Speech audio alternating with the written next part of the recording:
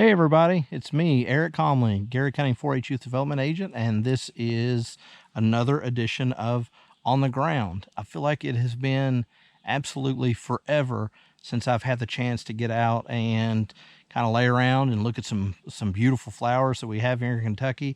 And but you know, such is the business right now of cooperative extension service. We're trying to get back into the normal things. I have team conference next week. We have county fair later on.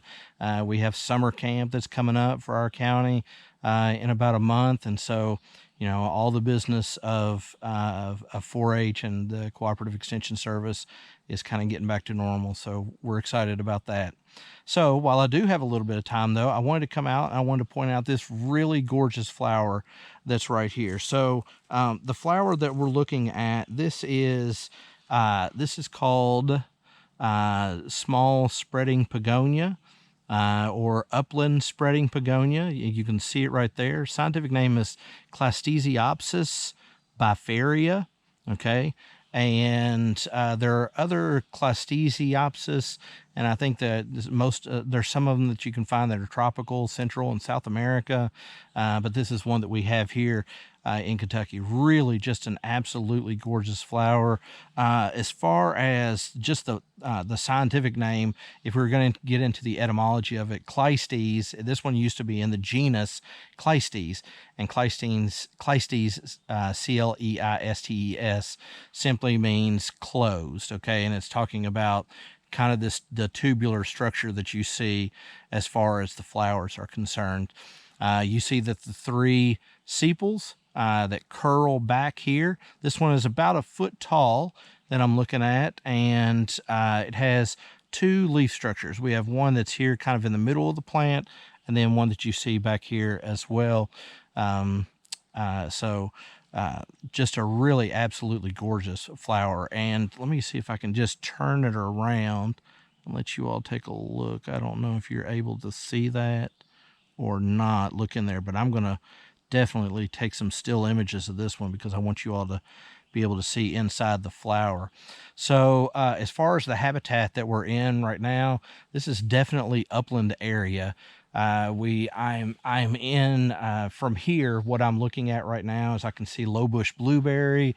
There's Virginia pine that's here. I can see we've got mountain laurel, Calmia latifolia in the back. We've got black gum. Above me is just a beautiful canopy of big leaf magnolia. I've got sugar maple. I've got black oak. I have chestnut oak that's up here. I have red maple. I have sassafras. I mean, it's pretty traditional and typical upland acidic area, and that's going to be where you would find this one, okay, is they prefer more acidic soils. Now, I know that there's one particular spot that I can go to, and it's more open, kind of a power line cut, and you would also find you could also find them there. So they don't mind a little bit of exposure to open sunlight, but they do prefer that acidic area. As far as this plant, as far as pollinators are concerned, bees. There's three different species of bees that I've read about that actually will pollinate this one. So what happens is they see what they think is bees will get in there. If you look, and I don't know that you'll be able to see it, but you'll be able to see it in the still images. You kind of look on the outer edge there, and you can see kind of the yellow that's in that. And then so what happens is that that stuff that's on the labellum there, that it kind of mimics pollen, and so bees see that and they're attracted to that, and so they go in and they're seeking out stuff to take back to their hive. Well, they get in there and there's kind of this stickiness that's on some of that pollinia, and it actually it gets attached to the head and to the thorax, and then they take that out and then they spread it to other plants. And as I look down through here, I've seen 3 plants so far that are actually in flower, but I see an additional one that's not in flower, and I've looked around in the areas where I was going to be kind of here and see if I could find any more, and I've not seen any more, but So there's like 5 or 6 total plants, but only 3 in flower right now. Just an absolutely gorgeous plant. So originally, when this one was named, this one was named by Linnaeus, but I think it was put in the genus Arethusa, Arethusa,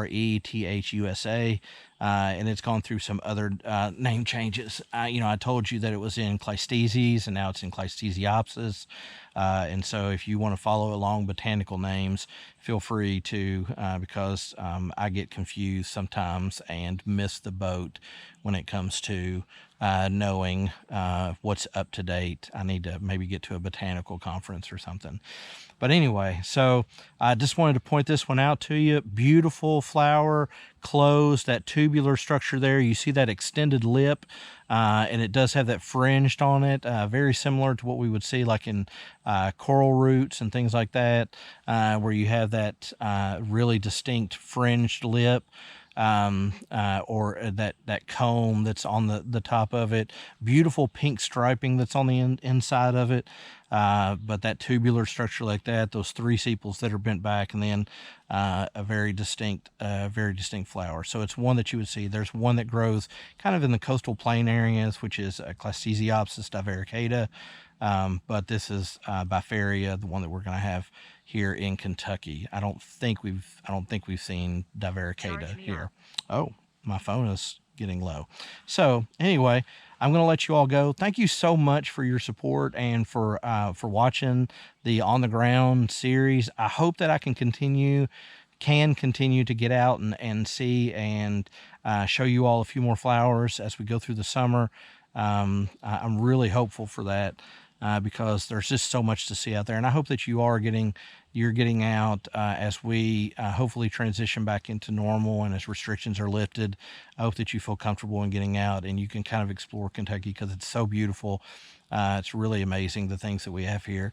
So if you ever have any questions for me, please feel free to reach out. My email address is Eric, ERIC, .comley, COMLEY @uky.edu, or you can reach out to us at the Gary County 4-H Facebook page, and hopefully I can do my best to answer your questions. So thank you all once again, and I appreciate you being here with me. And this has been Eric Comley, Gary County 4-H Youth Development Agent, with another edition of On the Ground, and this time with Cleistesiopsis bifaria, one of our native orchids. Very cool. Thank you all so much. Bye.